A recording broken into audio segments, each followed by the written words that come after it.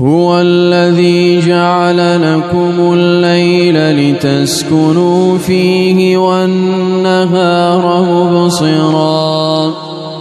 إن في ذلك لآيات لقوم يسمعون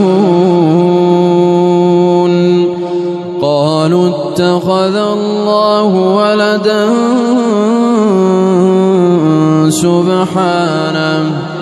هو الغني له ما في السماوات وما في الأرض إن عندكم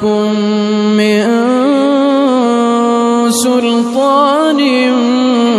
بهذا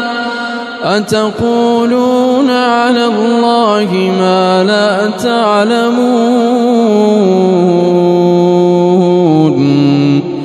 قل إن الذين يفترون على الله الكذب لا يؤمنون قل إن الذين يفترون على الله الكذب لا يفلحون متاع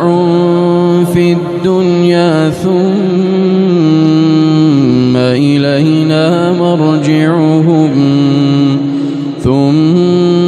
إلينا مرجعهم ثم نذيقهم العذاب الشديد بما كانوا يكفرون.